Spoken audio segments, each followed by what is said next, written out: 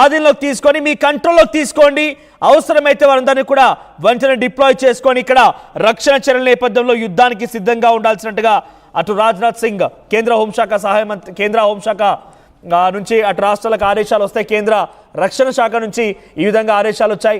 ఈ నేపథ్యంలోనే అందరినీ కూడా తన ఆధీనంలోకి తీసుకునే విధంగా అటు ఆర్మీ చీఫ్ సన్నాహాలు చేస్తున్నారు. ప్రజెంట్ మీరు చూస్తున్న ఆర్టీవీ స్క్రీన్ పైన ఆ విజువల్లో చూడండి. Out of 32 existing infantry battalions, 32 బెటాలియన్స్తో పాటుగా మరొక 14 ఇన్ఫాంట్రీ బెటాలియన్స్ని కూడా ఆధీనంలో తీసుకోవాల్సిందిగా ఆదేశాలు జారీ అయ్యాయి. సో ఇక్కడ ఏంటి, ఇక్కడ టెరిటోరియల్ ఆర్మీ అంటే ఏంటి అంటే కనుక బహుశా మీకు అర్థమయ్యే రీతిలో ఒక మాటలో చెప్పాలంటే విపత్తుల సమయంలో మీ దగ్గరికి వచ్చి మిమ్మల్ని రక్షించడానికి వస్తారు చూసారా. మన కేరళలో కానివ్వండి, మొన్న మధ్య అనేక విపత్తుల్లో కూడా పాల్గొన్నటువంటి ఈ ఆర్మీనే టెరిటోరియల్ ఆర్మీ పర్సన్స్గా చెప్తూ ఉంటాం. ఉదాహరణకి అక్కడ పనిచేసినటువంటి MS Dhoni, Indian cricketer MS Dhoni కూడా ఈ విభాగంలోకి టెరిటోరియల్ ఆర్మీ కిందకే వస్తారు. ఆయన కూడా గతంలో కేరళ సందర్భంలో అక్కడ పనిచేసినటువంటి, అక్కడ అనేక రకాలుగా సహాయ సహకరించినటువంటి ఒక యాక్టర్ మోహన్ లాల్ కూడా ఈ టెరిటోరియల్ ఆర్మీ కిందకి వస్తూ ఉంటారు. సచిన్ పైలట్, కపిల్ దేవ్, అనురాగ్ ఠాకూర్, అభినవ్ బింద్రా వీరందరూ కూడా టెరిటోరియల్ ఆర్మీ కిందకి వస్తూ ఉంటారు. వీళ్ళు ఆర్మీ రకంగానే శిక్షణ తీసుకుంటుంటారు, ఆర్మీ రకంగా అన్ని రకాల సదుపాయాలు ఉంటాయి. కానీ కేవలం విపత్తుల సమయంలో మాత్రమే వారంతా ఇక్కడ పనిచేస్తూ ఉంటారు. మిగిలిన సమయాల్లో అంతా కూడా వాళ్ళ పనుల నిమిత్తంలో ఉంటూ ఉంటారు. యుద్ధం జరుగుతోంది కాబట్టి పాకిస్తాన్ భారత్ మధ్య ఈ ఉద్రిక్తత నేపథ్యంలో అందరూ కూడా తిరిగి బోర్డర్లోకి తీసుకురావాలి.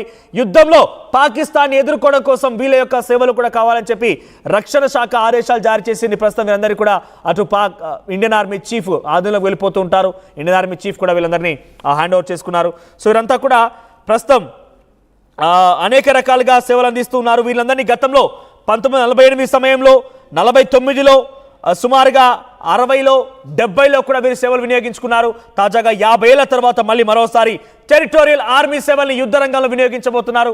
ప్రస్తుతం ముందు జాగ్రత్తగా 14 ఈ టెరిటోరియల్ ఇన్ఫాంట్రీ బెటాలియన్ సంబంధించి పదాతి దళాలు అని చెప్తూ ఉంటారు వీటన్ని కూడా. సో వారందరినీ కూడా రంగంలోకి తీసుకుపోతున్నారు. యుద్ధానికి సిద్ధంగా ఉండాల్సిందిగా ఆదేశాలు జారీ చేశారు. వీరు కూడా యుద్ధ రంగంలోకి వెళ్ళబోతున్నారు. దీనిపై మరిన్ని అప్డేట్స్ మా ప్రతినిధి రామ్దాస్ అందిస్తారు. రామ్దాస్, సో టెరిటోరియల్ ఆర్మీని రంగంలోకి దించడం అంటే ఎలా చూడాలి? ముఖ్యంగా చాలా మంది ప్రముఖులు, సినీ సెలబ్రిటీలు, రాజకీయ సినీ రంగ ప్రముఖులు, వ్యాపారవేత్తలు కూడా దీంట్లో సేవలు అందిస్తున్న వారు ఉన్నారు. టెరిటోరియల్ ఆర్మీలో భాగమైన వాళ్ళు ఉన్నారు. అనురాగ్ ఠాకూర్, సచిన్ పైలట్, ఆ తర్వాత ఇటు ధోని కానివ్వండి, మోహన్ లాల్, వీళ్ళంతా కూడా దాంట్లో భాగమైన వారే. సో టెరిటోరియల్ ఆర్మీ యొక్క లక్ష్యం ఏంటి? రేపటి రోజు యుద్ధ రంగంలోకి వెళ్తే వీళ్ళకి వచ్చేటువంటి విధులేంటి, నిధులేంటి, ఎలా ఉండబోతోంది?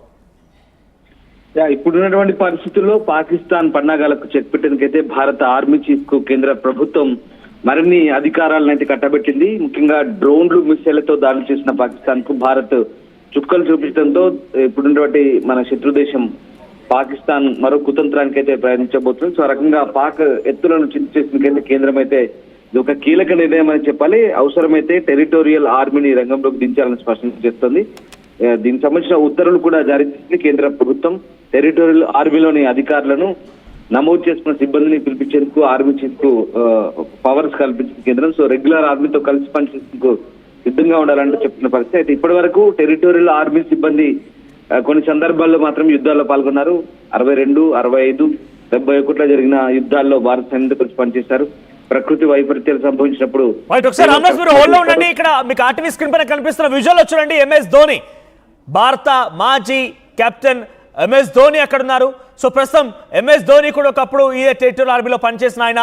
టెరిటోరియల్ ఆర్మీ అంటే ఇందాక మీకు చాలా క్లియర్గా చెప్పాను, విపత్తుల సమయంలో ఎక్కడైతే మన రక్షణగా ఉండాలో మన దగ్గర పనిచేసే విత్ ఇన్ ద కంట్రీలో పనిచేసే వారు టెరిటోరియల్ ఆర్మీగా చెప్తూ ఉంటారు. సో టెరిటోరియల్ ఆర్మీని ప్రస్తుతం అందరినీ కూడా అటు ఇండియన్ ఆర్మీ ఆధీనంలోకి తీసుకుంది. ఇండియన్ ఆర్మీ రేపటి రోజున యుద్ధం సమయంలో వీళ్ళ యొక్క సేవలు కూడా కావాలి అని చెప్పి రక్షణ శాఖను కోరడంతో రక్షణ శాఖ ఈ ఆదేశాలు జారీ చేసింది. ఎస్ రామ్దాస్, మీరు కంటిన్యూ చేయండి. అంటే మీరంతా ఎటువంటి విధులు వర్తిస్తూ ఉంటారు? బేసిక్గా అక్కడికి వెళ్ళిన తర్వాత యుద్ధ సమయంలో మీరు యొక్క సేవలు ఎలా వినియోగించుకోబోతున్నారు?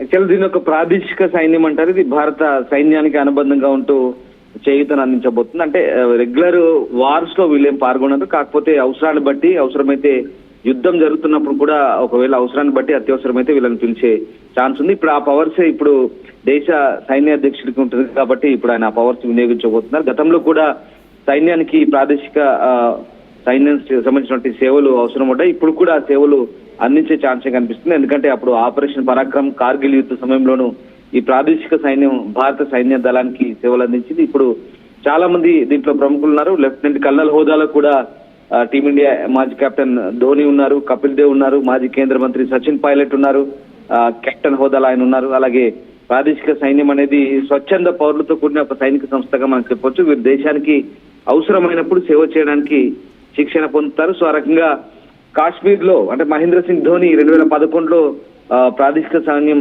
గౌరవ లెఫ్టినెంట్ కల్నల్ హోదాను కట్టబెట్టింది. సో ఆ రకంగా అది క్రికెట్ చేసిన సేవలో గుర్తింపు ఆయనకు దక్కింది. సో ధోని పారా ట్రూపర్ శిక్షణ కూడా తీసుకున్నాడు.